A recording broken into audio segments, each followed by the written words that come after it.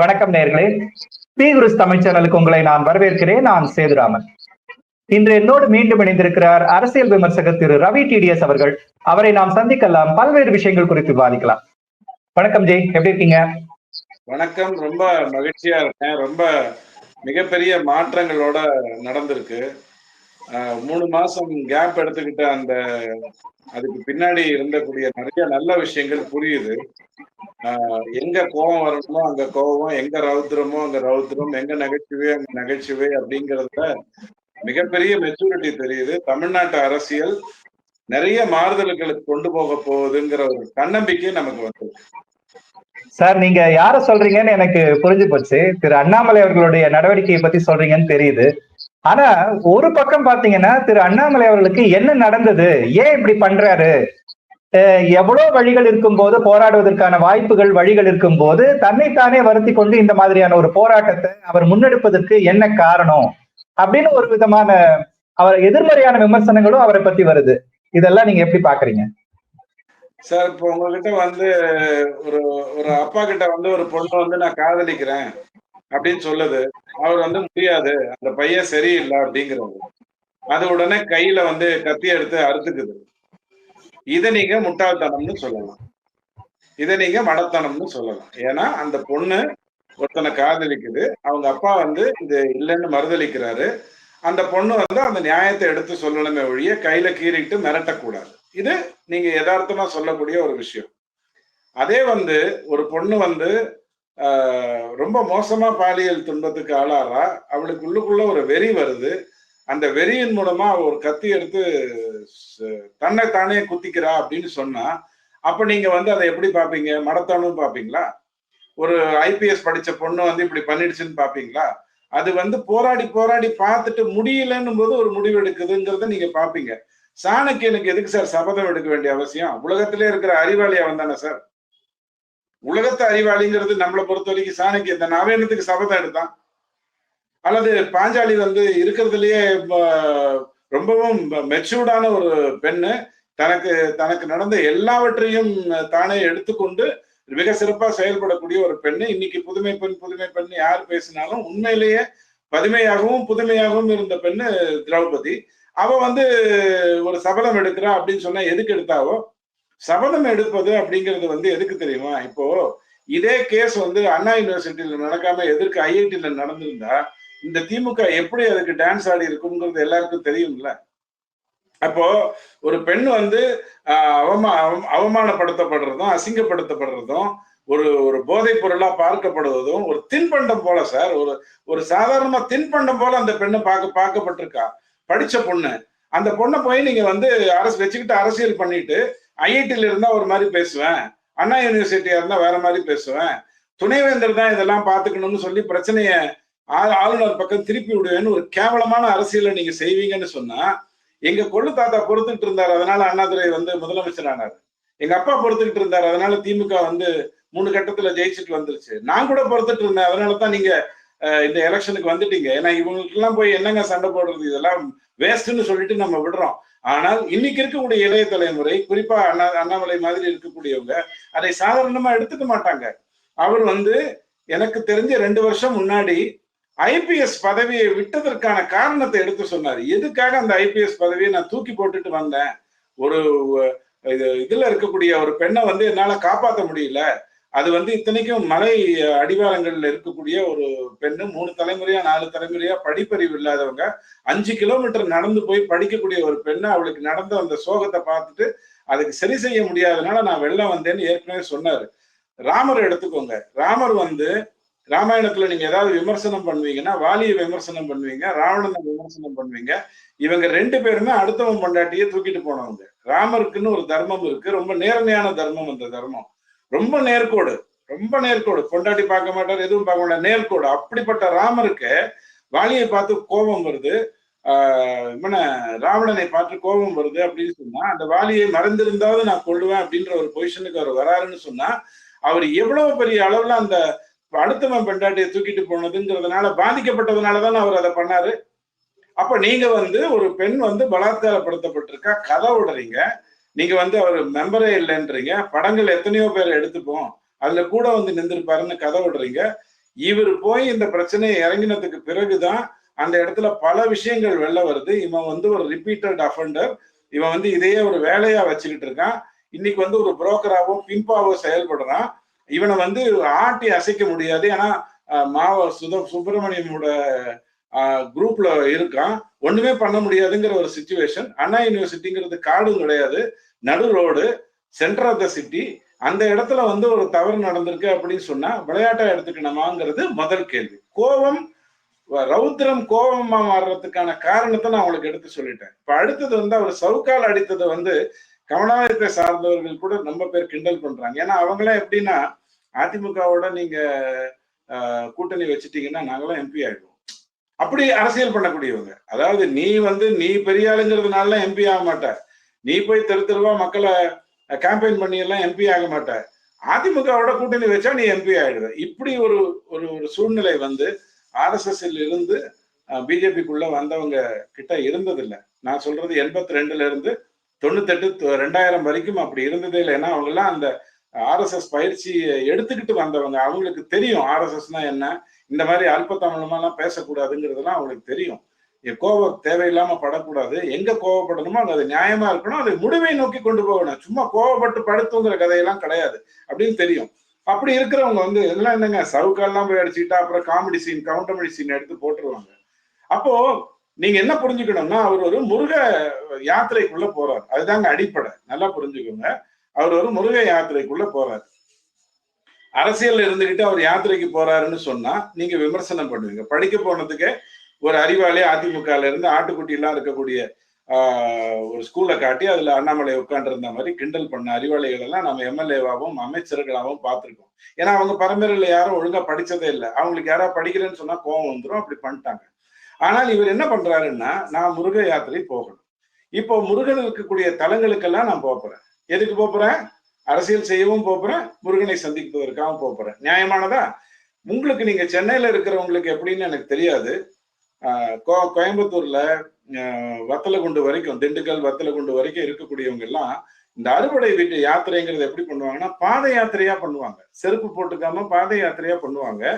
அந்தந்த ஊர்ல இருக்கக்கூடிய பெண்கள் வந்து குடங்குடமா தண்ணி எடுத்துட்டு வந்து அவங்க போகக்கூடிய அந்த சாலையில வந்து போடுவாங்க. ஏன்னா அவங்க வெயில்ல நடக்கிறதுக்கான வாய்ப்பு இருக்குங்கிறதுனால அவங்க போகக்கூடிய அந்த பாதையில வந்து தண்ணி ஊத்துவாங்க, இல்லைன்னா பால் கூட ஊத்துவாங்க. அவங்க கடந்துட்டு போயிடுவாங்க. ஏன்னா அந்த அளவுக்கு செருப்பு போடாம இருக்கிறதுனுடைய, அதுவும் நம்ம திமுக தான் ரோடெல்லாம் கட்டினது, முதல்ல எம்ஜிஆர் கட்டினாரு. இப்ப இந்த ரோடெல்லாம் எப்படி இருக்கும், அதுக்கு போடுவாங்க. இதை தவிர ஒண்ணு என்னன்னா, கரூர் சார்ந்தவர்கள், குறிப்பா சௌராஷ்டிரவர்கள் என்ன பண்ணுவாங்கன்னா பெரும்பாலும் அடித்துப்பாங்க. இந்த பாரம்பரியம் எல்லாம் எனக்கும் உங்களுக்கு ஏன் தெரியாதுன்னா, வஉசியுடைய முழு பேரே தெரியாம தான் நம்மளுடைய பேரனையும் பேத்தியையும் நம்ம வளர்த்துக்கிட்டு இருக்கோம். மாப்போசின்னா அவர் வந்து, ஏன்னா இந்துக்கள் பேர் தெரியக்கூடாது, நாளைக்கு கதை விட்டுறணும். நாளைக்கு வந்து ஒரு 90 வருஷம் கழிச்சு இதெல்லாம் கிறிஸ்துவ நாடா இருந்தது, மாப்போசி என்று இந்துக்களில் பெயர் வைப்பார்களா, ஈவேரா என்று பெயர் வைப்பார்களான்னு சொல்லி இதையே பேரா மாத்திடுவான். அந்த கயமையை நோக்கி தான் அவங்க இந்த பேரை சுருக்கிற வேலைன்னா, பிள்ளைன்னா பிள்ளைன்னு தெரிஞ்சிடும், முதலியார்னா முதலியார்னு தெரிஞ்சிரும்ங்கிறதுக்காக அயோக்கியத்தனத்தை 50 வருஷமா பண்ணிட்டு இருக்காங்க. அப்ப உங்களுக்கு அதுவே தெரியாத போது, அதாவது நான் சொல்றது பேரம்பேத்திக்கு, இந்த பழனி யாத்திரைங்கிறது எப்படி நடக்குங்கிறது உங்களுக்கு தெரியாது. ஐயப்ப யாத்திரை எப்படி நடக்குங்கிறது எல்லாருக்கும் தெரியும். ஏன்னா நகரத்துல இருந்தும் எல்லா இடத்துல இருந்தும் நம்ம வேற மாநிலத்துக்கு போறதுனால உங்களுக்கு தெரியும். உள்ளுக்குள்ள நடக்கிறத பத்தி உங்களுக்கு தெரியாது. அப்ப அவர் என்ன பண்றாரு, இந்த பெரும்பாலை அடிச்சுக்கிறேன் அப்படிங்கிறது நான் எங்க பண்ணணும், முருகனுக்காக பண்ணணும்னா நாளைக்கே பண்ணணும். ஆனா என்னுடைய அரசியல் வாழ்க்கையில நான் பண்ணணும்னா எப்ப பண்ணணும்? அதே மாதிரி நான் வந்து காலில் செருப்பு போட்டுக்காம நடக்கணும் அப்படின்னு சொன்னா, முருகரை சந்திக்கிறதுக்காக போகும்போது நான் வந்து காலில் செருப்பாம அணிஞ்சிட்டு போறேங்கிற மாதிரி அது மழுங்கி போயிடக்கூடாது. இது வந்து திமுகவை அகற்ற வரைக்கும் நான் போட மாட்டேன். தலைமுடி சூட மாட்டேன்னு சொல்லலையா? துரியோதனனுடைய தொடைய அடிச்சு தகர்த்துற வரைக்கும் நான் அள்ளி முடிய மாட்டேன்னு சொல்லலையா? இதெல்லாம் எதுக்கு இந்த சபதம் எல்லாம் பண்றாங்கன்னா, தனக்குத்தானே சொல்லிக் கொள்வதற்காக. சில பேர் கருப்பு கலர்ல சிவப்பு கலர்ல எல்லாம் கயிறு கட்டி இருப்பாங்க. இந்த கயிறு கட்டுவதனுடைய நோக்கம், அந்த கயிறு கட்டினா காத்து கருப்பு அண்டாதுங்கிறதுக்காக இல்ல, நமக்கு நாமளே நான் கயிறு கட்டியிருக்கேன், ஒரு சங்கல்பத்தை நோக்கி போறேன், நான் அதுக்கான கட்டுப்பாட்டோட இருக்கணும் அப்படிங்கிற ஒரு எண்ணம் நமக்கு தோன்றுவதற்காக. பிராமணர்கள் பூணல் போட்டுக் கொள்வதும், முதலியார்கள் பூணல் போட்டுக் கொள்வதும் அதுக்காகத்தான். நான் வந்து இன்னில இருந்து ஒரு பிராமணனா மாறிட்டேன் அப்படின்னு சொல்றதுக்காக, நமக்கு சொல்லிக்கிறதுக்காக தான். ஐயப்பன்ல இருக்கிறவங்க கருப்பு ட்ரெஸ் போட்டுக்கிறது எல்லாமே தனக்கு தானே சொல்லிக் கொள்வதற்காகத்தான். ஸ்கூல் மாணவர்கள் யூனிஃபார்ம் போட்டுக்கிறது எல்லாமே காரணம், நான் ஒரு ஸ்கூல்ல படிக்க போறேன், அங்க ஏற்றத்தாழ்வு கிடைக்காதுன்னு சொல்றதுக்காகத்தான். இதெல்லாம் அடையாளங்கள். இது ஒன்றும் காமெடி கிடையாது. நாம தான் நெத்தி பால் நெத்தியோட தானே தெரிஞ்சுட்டு இருக்கோம். நமக்கு ஒண்ணுமே தெரியாதே. விபூதிக்கு பின்னாடி இருக்கிற தாற்பயம் தெரியாது. வள்ளலார் விபூதியும் சேர்த்து அழிக்கக்கூடிய அயோக்கியர்களை வச்சிருக்கிற சூழ்நிலையில தான் நம்ம இருக்கோம். அதனால இதெல்லாம் தெரியல. அப்போ பெரும்பால் அடித்துக் கொள்வார்கள். அவர் என்ன பண்றாரு, பெரும்பால் அடித்துக் கொள்ளும் போது அடுத்தவன் அடிக்கணும். நீங்க அடிச்சீங்கன்னா சரியா வராது. சவுக்கு அப்படி சவுக்க சொல்றீங்க. சவுக்கு அடிச்சுக்கிட்டீங்க அப்படின்னு சொன்னா, நீங்க சவுக்கு அடிச்சுக்கிட்டீங்க அப்படின்னு சொன்னா, நீங்க எப்படி எடுத்தாலும் சுருள் தான் அடிக்கும். சோ அவர் என்ன பண்றாரு, நான் இந்த சவுக்கு அடிச்சுக்கிறது அப்படிங்கிறது வந்து இது நாள் வரைக்கும் நான் வந்து முயற்சி பண்ணேன். பெண்களை பாதுகாக்க முடியும்னு முயற்சி பண்ணேன். இது முடியாதுன்ற ஒரு சூழ்நிலையும் போது எனக்கு நானே தண்டனை கொடுத்துக் கொள்கிறேன். சாப்பிடாம இருக்கிறதுங்கிறது காந்தி பண்ணது எதுக்காக? டிராமான்னு சொல்லுவீங்களா? நீங்க வேணா 9 மணில இருந்து 11:45 வரைக்கும் சாப்பிடாம இருந்துட்டு பெரிய உண்ணாவிரதம்னு சொல்லுவீங்க. நாங்க அப்படி இல்லைல்ல, நேர்மையா போராட்டம் நடத்துறோம். இன்னைக்கு காலையில விட்டா நாளைக்கு காலையில வரைக்கும் இருப்போம். 21 நாள் இருப்போம். எவ்வளவு பெரிய பெரிய நம்ம கேசிஆர் எல்லாம் 21 நாள் இருந்திருக்காரு உண்ணாவிரதம், இந்த மாநிலத்தை பிரிக்கணுங்கிறதுக்கு. அப்படியெல்லாம் நடக்கும். ஏன்னா இதெல்லாம் இந்து மதத்தை சார்ந்த ஒரு விஷயம். இந்து மதம்னு இல்லை, இந்தியர்களை சார்ந்தது. அதுக்கப்புறம் 4 தலைமுறையா தானே வேற வேற மதங்களுக்கு நான் மாறிடும். அப்ப அவர் வந்து சவுக்கால் அடிச்சுக்கிறேன்னு சொன்னா நீங்க உடனே கிண்டல் பண்ணுவீங்கன்னா, நான் கிண்டல் பண்ண வேண்டியது ராமதாஸ் ஐயா கிட்ட போய். ராமதாஸ் ஐயாவை நான் கிண்டல் பண்ணும்போது என்னுடைய பிரச்சனை ராமதாஸ் ஐயா இல்ல, நல்லா புரிஞ்சுக்கோங்க. நீங்க வந்து உங்களுடைய வாரிசுகளை கொண்டு வந்தால் சவுக்கால் அடிக்கலாம் அப்படின்னு நீங்க சொன்னீங்க. நான் வந்து இப்ப உங்களை சவுக்கால் அடிக்க போறேன்னு கேட்டா ராமதாஸ் ஐயா என்ன தெரியுமா சொல்லுவாரு? யோ, நான் ஒழுங்காதான் இருந்தேன்.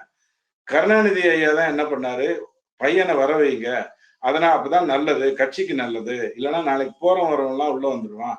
நம்ம பையனா இருந்தா, அழகிரியா இருந்தாலும், இன்னொரு பையன் கொஞ்சம் முன்ன பின்ன இருந்தாலும் சாகர வரைக்கும் அவனை தலைவனாக்காம மன்னிச்சு விட்டுறலாம். ஆனா அடுத்தவங்களை அப்படி பண்ணக்கூடாது. நம்ம சொத்து சேர்க்கறதெல்லாம் நாமளே அமுக்குதான் அப்படின்லாம் சொல்லி இந்த ராமதாஸ் ஐயாவை அன்புமணியை வந்து கேண்டிடேட்டா அறிவிக்கிறதுக்கு இது பண்ணாரு. அப்ப நான் சவுக்கு எடுத்துட்டு போய் அடிக்க வேண்டியது வந்து அவரை தூண்டியவருக்கு தான். ஏன்னா தப்பு செய்யறவனை விட தூண்டினவருக்கு தான் தண்டனை அதிகம்னு சொல்ற அந்த அடிப்படையில நான் பேசுறேன்.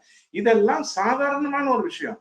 நோன்பு இருப்பது, சபதம் இருப்பது, இதெல்லாம் சாதாரணமான விஷயம். உடனே நான் வேற மதத்துல எப்படி பண்றாங்க அப்படிங்கறதெல்லாம் நான் பேச விரும்பல. நான் நம்ம மதத்தை பத்தியே பேசுறேன். ஒரு சாணக்கியனை விட ஒரு பெரிய அறிவாளி எங்க சார் வந்தான்? அவன் எதுக்கு சார் சபதம் எடுத்தான்? சீதை எடுத்தாலும் பரவாயில்ல, அனுமன் எடுத்தாலும் பரவாயில்ல. அப்படி இவர் வந்து ஒரு சபதத்தை எடுக்கிறாரு, நான் செருப்பு அணிய மாட்டேன். உடனே நீ காலம் பூராக செருப்பு இல்லாமல் தான் இருப்பார். எப்படி தெரியுமா அவர் செருப்பு இல்லாம இருப்பாரு? புதுசா வாங்கிட்டு வந்துட்டு உன்னை அடிச்சிருப்பாரு, பிஞ்சிரும், அதனால புது செருப்பு வாங்கிட்டே இருப்பாரு. அந்த காலகட்டத்துல அவர் செருப்பு இல்லாம இருப்பாரு. அண்ணாமலையை பற்றி தெரியாம பேசிட்டு இருக்கீங்க. அவர் வந்து இன்னைக்கு இந்த பெண்ணுக்கு நடந்ததுக்காக மட்டும் உணர்ச்சி வசப்படல. இது எதுவுமே தெரியாம அவரை விமர்சிக்க முடியும். கமலாலயத்தை சார்ந்தவர்களே அவரை வந்து என்னங்க இப்படிலாம் பண்றாரு, சும்மா ஒரு உண்ணாவிரதம் இருக்கும்னு சொல்லி ஒரு இடத்துல போய் உட்கார்ந்து அப்படி சைட்ல சமோசா சாப்பிட்டுட்டு முடிச்சுட்டு வரணுங்க, அப்படித்தாங்க நாங்க காலங்காலமா உண்ணாவிரதம் இருந்திருக்கோம் அப்படின்னு கமலாலயத்துல இருக்கிறவங்களே சொல்லுவீங்கன்னு சொன்னா எனக்கு வேதனையா இருக்கு. அவர் மிகப்பெரிய இது சம்பந்தமா பாத்தீங்கன்னா இந்த இவங்க சத்யராஜோட பொண்ணு வேற சொல்லிருக்காங்க, மணிப்பூர் விஷயங்கள் நடக்கும்போது நீங்க வாய் திறக்காம இருந்துட்டு இப்ப இந்த விஷயத்துக்கு மட்டும் சவுக்கடி போன்ற விவகாரத்தை நீங்க எடுக்கிறீங்களே அப்படிங்கிற மாதிரி அவங்க ஒரு கேள்வி எழுப்பியிருக்காங்க. மணிப்பூர் விஷயத்துல என்ன நடந்ததுன்னு நம்ம முதல்ல புரிஞ்சுக்கணும். மணிப்பூர் விஷயத்துல என்ன நடந்ததுன்னா, ரெண்டு விதமான மக்கள் இருக்காங்க. 10% இடத்துல 90% இருக்காங்க. நான் வந்து இந்த குக்கி மைத்திங்கிற அந்த இனத்துக்குள்ள போகல. அவங்க அப்படிலாம் இல்லை, நல்லா தான் வாழ்ந்துட்டு இருந்தாங்க. 10% இடத்துல 90% மக்கள், 90% இடத்துல அதாவது மலைப்பகுதியில 10% மக்கள் இருந்தாங்க. இது பார்டர் ஏரியாங்கிறதுனால இந்த குக்கி இன மக்களுக்கு வந்து அந்த ரவுனியாக்கள் வர்றது, மயன்மார்ல இருந்து வர்றதுங்கிறதெல்லாம் பழகி போய் அவர்கள் எல்லாம் ஒரு மதத்துக்கு மாற்றம் பண்ணி போதை வியாபாரத்தை ரொம்ப தெள்ள தெளிவா நடத்திட்டு இருந்தாங்க. அந்த போதை வியாபாரத்தை 9 வருஷமா, இப்ப 10 வருஷம்னு வச்சுக்கோங்க, 10 வருஷமா அதை தடை பண்ண போகும்போது கூடவே வந்து காம்பவுண்ட் வால், அதாவது பார்டர்ல வந்து நான் வால் கட்டி பார்டரை வந்து சீஸ் பண்ண போறேன் அப்படின்னு சொல்லக்கூடிய ஒரு நிலைமை வந்த போது அவங்க என்ன பண்ணாங்கன்னா, ஒரு தீர்ப்புல ஒரு நீதிபதி ஒரு வரி சேர்த்திருந்தார், மைத்தி மக்களுக்கும் SC/STக்கான இது கேட்கறாங்க, அந்த அந்தஸ்தை கேட்கறாங்கன்னு ஒரு வரி சேர்த்திருந்தாரு. அதை வச்சுட்டு அவங்க வந்து ஒரு இது பண்ணாங்க. யூரோப்பியன் யூனியன் தான் இந்த போதை வியாபாரத்தை மெயினா இறங்கி வியாபாரம் பண்றது யூரோப்பியன் யூனியன் தான் எப்போதும் பண்ணும். அந்த யூரோப்பியன் யூனியன் என்ன பண்ணுது அப்படின்னு சொன்னா, அவங்கதான் இந்த பெண்களை வைத்துக் கொண்டு போராட்டம் நடத்துவதெல்லாம் அவங்களுடைய யூசுவல் ஃபார்முலா. பிரபாகரன் கதை வேற, அது கொரில்லா ஃபைட், மக்களை நிறுத்துவது. இவங்க பெண்களை நிறுத்துவாங்க, நிர்வாணமா நிறுத்துவாங்க. அந்த ஒரு விஷயம் நடந்த போது ஒரு வீடியோ எடுத்துட்டு வந்து நம்ம ராகுல் காந்தி பிகாசஸ்னா என்னன்னு தெரியாது, பிபிசினா என்னன்னு தெரியாது, அவர் மட்டும் கொண்டு வந்து கொடுத்துட்டாரு. அங்க நடக்கிற பிரச்சனை வேற, அங்க நடக்கிற பிரச்சனை வேற. இன்னைக்கு வந்து அங்க வந்து எம்பியா பிஜேபி தோத்து இருந்தாலும் அந்த ஆட்சியை அப்படியே வச்சிருக்கிறதுக்கு காரணம், அந்த முதலமைச்சரை அப்படியே வச்சிருக்கிறதுக்கு காரணம், அங்க வந்து ஆயிரக்கணக்கான கொலைகள் நடந்து கொண்டன. 1700 கொலை ஒரே டைம்ல நடந்தது. 438 கலவரங்கள் தான் அந்த காங்கிரஸ் பீரியட்ல நடந்தது. இப்ப அப்படி இல்ல, கொண்டு வந்துட்டாங்க. நீங்க அதை பூதி விவகாரமா மாத்தும் போது நான் உடனே அடையாள இது பண்ண முடியாது. அதை நீங்க முதல்ல புரிஞ்சுக்கோங்க. இது அப்படி கிடையாது. இந்த ஒரு பெண் வந்து வாக்குமூலம் கொடுத்திருக்கா, அதை வைத்துக்கொண்டு நீங்க ஒரு எஃப்ஐஆர் போட்டதா சொல்றீங்க. அந்த எஃப்ஐஆர் ரிலீஸ் பண்றீங்க. உங்க வீட்டு பொண்ணா இருந்தா நீங்க அதை ரிலீஸ் பண்ணுவீங்களா? மெழுகுவத்தி ஏத்திட்டு நீங்க நடந்து போனீங்களே, மெழுகுவத்தி ஏத்திட்டு போனா பிரச்சனை சால்வ் ஆயிடுன்னு இந்த உலகத்துல எவனா சொல்லியிருக்கானா? எந்த நோபல் பிரைஸ் வாங்கினவனாவது மெழுகுவத்தி எடுத்துட்டு ஊர்வலம் போனீங்கன்னா அந்த பிரச்சனை தீர்ந்துரும் அப்படின்னு சொல்லியிருக்கானா? எனக்கு சொல்லி கொடுத்துருக்கான். வயலின் வாசித்தாலோ குறிப்பிட்ட ராகம் வாசித்தாலோ மழை வரும் எனக்கு சொல்லி கொடுத்துருக்கான். உங்களுக்கு யாரோ ஒருத்தன் மெழுகுவத்தி எடுத்து போக சொல்றேன், நீங்க பேச மாட்டேங்கிறீங்க. எதிர்கட்சியா இருக்கும்போது பேசக்கூடிய பல விஷயங்களை ஆளுங்க இப்போ யூபியில வந்து சார் ஒரு கற்பழிப்பு நடந்ததுன்னு சொல்லி ஒரு பிரச்சனை உருவாகி அங்க வந்து அதை மறைக்கிறாங்கன்னு உடனே ராகுல் காந்தில இருந்து பிரியங்கா காந்தில இருந்து எல்லாரும் போயிட்டாங்க. ஆனா ராஜஸ்தான்ல கொத்து கொத்தா அதே நடந்த போது இவங்க யாரும் எதுவுமே போகல. பட் அண்ணாமலை அப்படி இல்ல. எதற்கு இருக்கிற ஐஐடில நடந்தா நீ வேற மாதிரி நடந்திருப்ப, இங்க அண்ணா யூனிவர்சிட்டியில நடந்த உடனே நீ வேற மாதிரி நடக்கிற, துணைவேந்தர்னு சொல்லி ஆளுநர் மேல திசை திருப்புற. நீ எல்லாம் என்ன எதுக்குடா அரசியலுக்கு வந்தீங்க? அந்த வேதனையை வந்து எனக்கு எப்படி சொல்லிக்க முடியும்? நான் என்னோட வேதனையை நான் என்ன பண்ண முடியும்? நகத்தை கடிக்கலாம், கெட்ட பழக்கம். ஒரு சபதம் ஏற்கலாம், அது வந்து நியாயமான ஒரு விஷயம். எனக்கு நானே தண்டனை கொடுத்துக்கலாம். 3 வருஷமா இவனுங்களை சும்மா விட்டு வச்சிருக்கேனே, இவ்வளவு பெரிய அயோக்கியத்தனங்கள் பண்றதை நான் அனுபவிச்சுட்டு உட்கார்ந்து இருக்கேனே அப்படின்னு எனக்கு நானே தண்டனை கொடுத்துக்கலாம். அதைத்தான் அவர் பண்ணியிருக்காரு. இப்ப இதை ஏன் மணிப்பூர் பண்ணலன்னா, அப்போ அவர் பேசிய வார்த்தைகள்லாம் ஒரு அறச்சீற்றம் அப்படின்னு எடுத்துக்கலாமா நம்ம? ஏன்னா கொஞ்சம் வார்த்தைகள் எல்லாமும் பயங்கரமா பேசினாரு. அப்ப பார்க்கும்போது அவதார சேஞ்சுன்னு சொல்றாங்க. ராமாயணத்துல ராமர் வந்து கோவப்பட்டவர் இல்ல. ராமர் வந்து ரொம்ப கரெக்டா நாகரிகமா பேசக்கூடிய இந்த உலகத்துல ஏதாவது ஒரு ரோல் மாடலா நீங்க எடுத்துட்டு பண்ணணும்னு சொன்னா அது ராமரை தான் எடுத்துக்கணும். ஒரு இடத்துல அவர் வந்து கைகையை திட்டுறாரு. சீதைக்கு முள்ளு குத்தின போது காட்டுல கைகையே அவர் திட்டுறாரு. கைகையை சொன்னதுக்காக காட்டுக்கு வந்தவர் அவரு, தவசி கோலம் வந்தவர் அவரு. அந்த ஒரே ஒரு இடத்துல மட்டும் திட்டுறாரு. இது அரசீற்றம் இல்ல, இது வந்து டோட்டல் சேஞ்ச் ஆஃப் கேரக்டர். அந்த அவதாரமா மாறுறதுங்கிற அவங்க சொல்லுவோம் இல்லையா? நான் வேற விதமா சொன்னா உங்களுக்கு அது வேற குதிரைக்கு அதுக்குள்ள போயிடும். ஒரு அம்பி வந்து அந்நியனாகிற கதை அடிப்படையில அதுல சங்கர் வந்து நீங்க ரெமோவை கொண்டு வந்திருக்கலாம், அதை பத்தி எனக்கு தெரியாது. ஒரு ரூல்ஸ் ராமானுஜம் அந்நியனான விஷயம் தான் இப்ப அண்ணாமலை எடுத்திருக்கிற ஒரு விஷயம். அப்போ அந்த டைம்ல வார்த்தைகள் வந்து வேற வேற விதமா தான் சார் வரும். நான் ஒன்னேன்னு சொல்றேன், என்னுடைய பக்கத்து வீட்டு பொண்ணு ஓடி போச்சுன்னு சொன்னா நான் அந்த அந்த அந்த பறி கொடுத்தவர்கிட்ட போய் நிறைய அட்வைஸ் பண்ணுவேன், கைடன்ஸ் கொடுப்பேன், அந்த பொண்ணை எப்படியா தேடுறதுக்கு முயற்சி பண்ணுவேன். ஆனா என் வீட்டுல அதே மாதிரியே நடந்துச்சுன்னா நான் அதை வந்து மறைப்பேன். நான் அதை வந்து வெளில கொண்டு வராம நான் பார்த்துப்பேன். நான் சாதாரணமான மனிதனா இருந்தா எந்த வீட்டு பெண்ணா இருந்தாலும் நான் கோவப்படுவேன் அப்படின்னு சொல்றதுதான் அரசியலுக்கு அழகு. யாருக்கு நடந்தாலும் நான் கோவப்படுவேன்னு சொல்றதுதான் எதுக்கு நல்லது. இல்லைன்னா இப்ப அஸ்வினுக்கு வந்து ஒரு கொடுமை நடந்திருக்கு, அந்த பக்கம் உதயநிதியும் போல ஸ்டாலினும் போல. ஏன்னா அவர் அவரை இவங்களை பொறுத்த வரைக்கும் அவர் தோத்து போயிட்டு வந்துட்டாரு, ராஜினாமா பண்ணிட்டு வந்துட்டாரு அப்படிங்கிறவர். ஆனா சம்மந்தமே இல்லாம ஒரு குக்கை போய் வந்து சேர்மன் ஆனதுக்கு அப்புறம் சென்னை பாய் அப்படின்னு போய் பக்கத்துல போய் நின்றுக்கிறாங்க. இந்த வெக்கங்கட்ட அரசியலை இவங்களாலதான் பண்ண முடியும். நீங்க ஸ்போர்ட்ஸுக்கு வந்து ஸ்போர்ட்ஸ்னா சென்னை தாங்க அப்படிங்கிறாரு உதயநிதி. எனக்கு வந்து ஆச்சரியமா இருக்கு.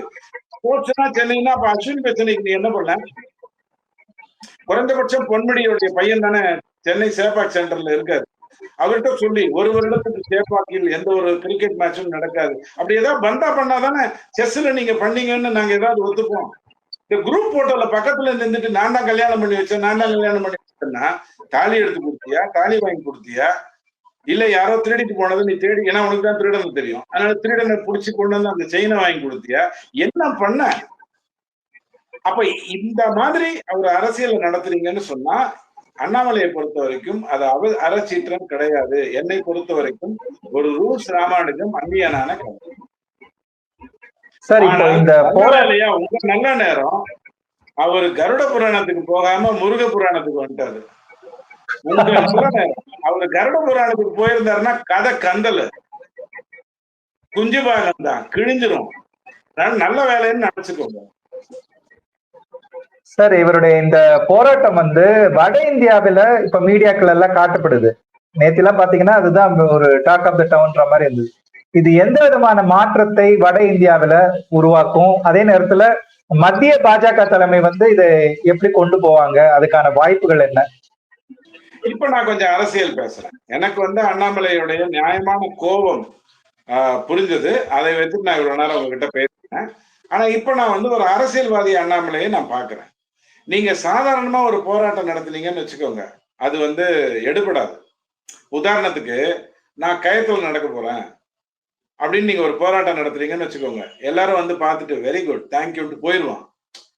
அதே நீங்க ஒரு பிறந்த குழந்தையை கையில வைத்துக் கொண்டு நான் கயர்ல நடக்க போறேன்னு சொல்லி பாருங்க, மொத்த தமிழ்நாடும் நீங்க என்ன பண்றீங்கன்னு பார்க்க அந்த குழந்தை கீழே விழுந்துருமேங்கிற பயத்துல இருக்கும், குழந்தை கீழே விழக்கூடாதுங்கிற பயத்துல இருக்கும், நீங்க நல்லா வெளில வரணுமே ஏன்னா நீங்க வந்தா தான் அந்த குழந்தை கீழே வருங்கிற பயத்துல இருக்கும். இதுதான் போராட்டத்துல வந்து அரசியல் போராட்டத்துல இருக்கிற முக்கியமான ஒரு வித்தியாசம். அதுதான் அவர் எடுத்து பண்றாரு. ஒரு அண்ணாமலை மாநிலத்துல தலைவரா இருந்து ஒரு சக்சஸ்ஃபுல்லா பிஜேபியை கொண்டு வந்திருக்கிற ஒருத்தர் சவுக்கால் அடித்துக் கொள்ளுகிறார்னா ஏன்ற முதல் கேள்வி வரும். அந்த ஏங்கிற கேள்விதான் ஒரு நியூஸை வந்து உலகம் பூரா கொண்டு போகும். உதாரணத்துக்கு நீங்களும் நானும் பொவன்டோ குடிச்சோம்னா யாரும் வந்து அதை விவாதமா மாத்த போறது இல்லை. நல்லா புரிஞ்சுக்கோங்க. நீங்க அந்த பொவன்டோ காதுல விட்டுக்கிட்டீங்கன்னு வச்சுக்கோங்க, அது வந்து உலகத்துல இருக்கிற அறிவாளி எல்லாம் பார்ப்பான், எதுக்கு இவர் வந்து காதுல பொவன்டோ விட்டுருக்காருன்னு. இதை விட முட்டாள்கள் உள்ளத்துல யாரும் கிடையாது. அதுக்காக சொல்றேன் நான், அவன் பார்ப்பான். சோ அந்த மாதிரி ஒரு சூழ்நிலையை வந்து ஏற்படுத்துறது அரசியலில் மிக முக்கியம். ஒரு போராட்டம் இப்ப காந்தி ஐயா வந்து உண்ணாவிரதம் இருக்கேன்னு சொன்னாருன்னா அது வன்முறையினுடைய உச்சகட்டம். கத்தி எடுத்து சொருகிறத விட நான் உண்ணாவிரதம் இருக்கேங்கிறது வன்முறையினுடைய உச்சகட்டம். காரணம் என்னன்னா இவர் உண்ணாவிரதம் இருக்காருங்கிறதுனாலே உங்க மேல கோபம் வரும். ஏய் அது முதல்ல செஞ்சு முடி, காந்தி உண்ணாவிரதத்தில் இருக்காரு. அப்ப அது வந்து ஒரு பெரிய இம்பாக்ட். இந்த இம்பாக்ட் கொடுக்கறது ரொம்ப முக்கியம். இத உங்களுக்கு ஒரு லைட்டர் மைண்ட்ல சொல்லணும்னா, ஒரு பூ வாங்கிட்டு வந்து பொண்டாட்டிகிட்ட கொடுத்துட்டு வச்சுக்க நான் போயிட்டு வரேன் அப்படின்ட்டீங்கன்னா அது காதல் வராது. நானே வச்சு விட்டோமா, இன்னைக்கு நீ பச்சை சாரி கட்டிட்டு வந்திருக்க, நான் மல்லிகைப்பூ வாங்கி வந்திருக்கேன் பாரு அப்படின்னு சொல்லும்போது அது ஒரு இம்பாக்ட கொடுக்கும். நான் சொல்றது புரியுதா உங்களுக்கு? இந்த இம்பாக்ட் கொடுக்கறதுங்கிறது வந்து அரசியல்ல ஒழுங்கா நடந்திருக்கு. கண்டிப்பாக அந்த சவுக்கடி வந்து உலகம் பூராக பரவும். வாஷிங்டன் போஸ்ட்ல வந்தா கூட நீங்க ஆச்சரியப்படுறதுக்கு ஒண்ணும் இல்லை. அது நியாயமான ஒன்று. நான் செய்வது 4 பேருக்கு தெரியணும்னு நினைக்கிறது வந்து அரசியல் காரணங்களுக்காக, எனக்கு நோபல் பரிசு கொடுக்கணுங்கிறதுக்காக இல்லை. அதை பண்ணுவதுங்கிறது நியாயமான விஷயம். ஆனா நீங்க எந்த அரசியலை பார்த்திருக்கீங்க இத்தனை நாள்னா, இந்திரா காந்தி அம்மா போய் இந்த படுகாயினத்தவரோட இப்படி ஆடுவாங்க, நடனம் ஆடினார் இந்திரா காந்தி, அப்புறம் நேரு போய் ஆடுவார், நடனம் ஆடினார் நேரு. இதைத்தான் நீங்க இவ்வளவு நாளா பார்த்திருக்கீங்க. இது கதையே வேற. இந்த என்டையர் இஷ்யூவை நீங்க எப்படி பார்க்கணும் அப்படின்னு சொன்னா, ஒரு அறச்சீற்றம் அப்படிங்கிற அடிப்படையோட நிறுத்திக்காம ஒரு உண்மையிலேயே ஒரு பாம்பு தோல் உரித்து போகக்கூடிய ஒரு நித்திய பொழுதா அரசியல் இதுல பார்க்காம, என்னை பொறுத்த வரைக்கும் அவர் வந்து ஒரு சின்ன அரசியல் வேலையை பண்ணியிருக்காரு. இது வந்து ஹைலைட் ஆகணுங்கிறதுக்காக அவர் பண்றதுதான். உதாரணத்துக்கு ஒரு உண்ணாவிரதம் இருக்கிற மாதிரி, அதே மாதிரி மொட்டை அடிச்சுக்கிறேன் அப்படின்னு சொல்ற மாதிரி, அத மாதிரி இவர் வந்து இந்த சவுக்கால் அடிச்சுக்கிறேன்னு உடனே வாஷிங்டன் போஸ்ட் வரைக்கும் இது போகும், உலக அளவுல போகும். எதுக்காக நடந்தது? அப்படி அண்ணா யூனிவர்சிட்டி இல்லையா? அண்ணா யூனிவர்சிட்டி எவ்வளவு பெரிய இடம், அங்கேயே இது நடந்ததா? அங்கேயே பெண்களுக்கு பாதுகாப்பு இல்லையா? அப்படிங்கிற அளவுல இது போகும். இதை செய்யறதுல எந்த தப்பும் இல்லை. நீங்க மாட்டுக்கு அலையன்ஸ்ல வந்துட்டு பாமக ராமதாஸ் ஐயா மாதிரி உள்ளுக்குள்ள நீங்க அப்பாவும் பையனும் சண்டை போட்டுக்கிற மாதிரியான அரசியல் இல்லை. இது வந்து ஒரு மனிதனை ரொம்ப தெள்ள தெளிவாக இந்த நாட்டுல நான் அரசியல் பண்ணிட்டு இருக்கேன்னா இந்த பெண்ணை கூட நான் என்னால காப்பாற்ற முடியல, குறைந்தபட்சம் அந்த எஃப்ஐஆரை கூட ஒழுங்கா போட வைக்க முடியல. இவ்வளவு வலியுறுத்தி தான் ஒரு எஃப்ஐஆரே போட வைக்க முடியும்.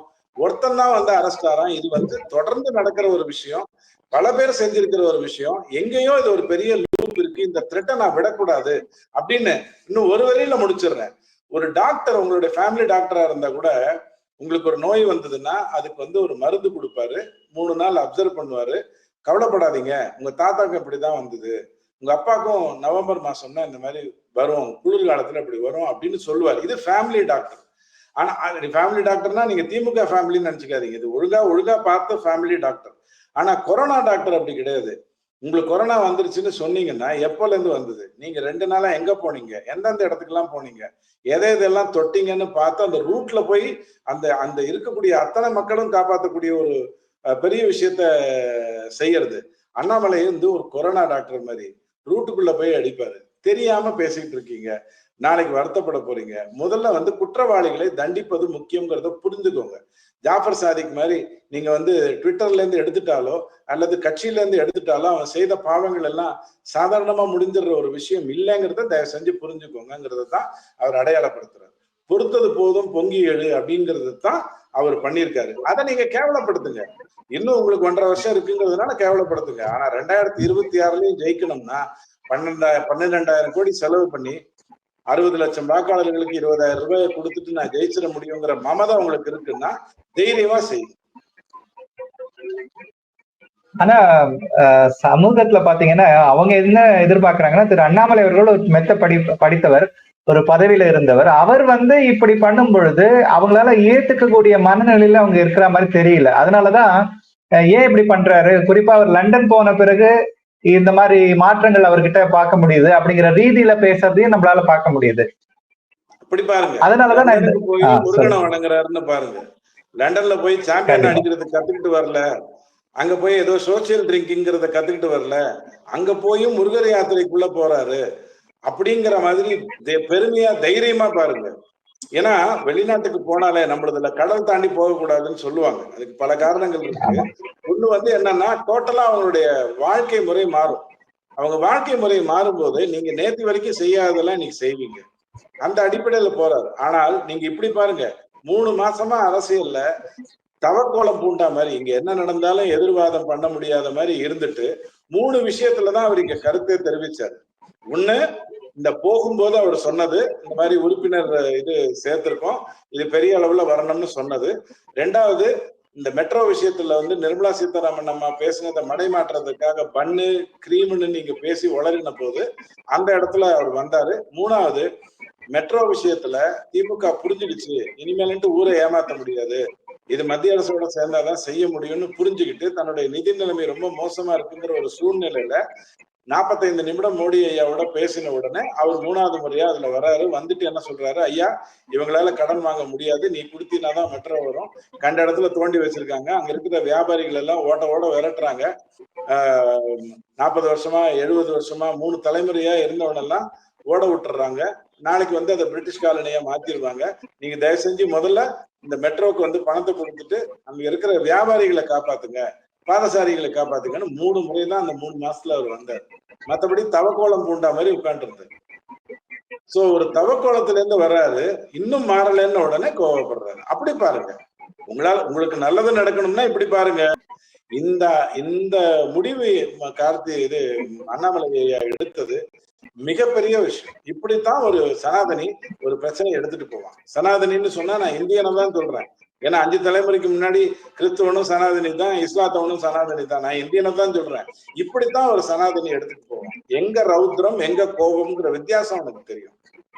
அதை புரிஞ்சுக்காம ரிஸ்க் எடுக்காதீங்க. ரிஸ்க் எடுத்தீங்கன்னா அப்புறம் உங்களுக்கு நீங்களே அதை பாத்துக்க வேண்டியதுதான். ஏற்கனவே இந்தி கூட்டணி எப்படி உடஞ்சு போச்சு, கெஜ்ரிவால் வந்து டெல்லி தேர்தல் வந்த உடனே எப்படி உங்களை ஓட விரட்டுறாரு, நீங்க எப்படி ஹரியானால அவரை ஓட விரட்டுனீங்க, ஆனா நீங்க எல்லாம் சேர்ந்து எப்படி மோடியை எதிர்க்கணும்னு வந்தீங்க அப்படிங்கறதெல்லாம் உங்களுக்கு ஞாபகம் இருக்குங்கிறதுனால கொஞ்சம் பொறுமையா டீல் பண்ணுங்க அப்படின்னு தான் நம்ம அட்வைஸ் பண்ணுவோம். நிச்சயமா சார், பொறுத்திருந்து பார்க்கலாம். இது வரைக்கும் என்னுடைய கேள்விகளுக்கெல்லாம் பொறுமையா பதில் சொன்னீங்க சார், ரொம்ப நன்றி. நேர்களே, இந்த வீடியோ உங்களுக்கு பிடித்திருந்தால் லைக் பண்ணுங்கள், ஷேர் பண்ணுங்கள், மறக்காமல் பி குருஸ் தமிழ் சேனலை சப்ஸ்கிரைப் செய்யுங்கள். நன்றி, வணக்கம். Thank you very much sir. நன்றி ஜி, வணக்கம்.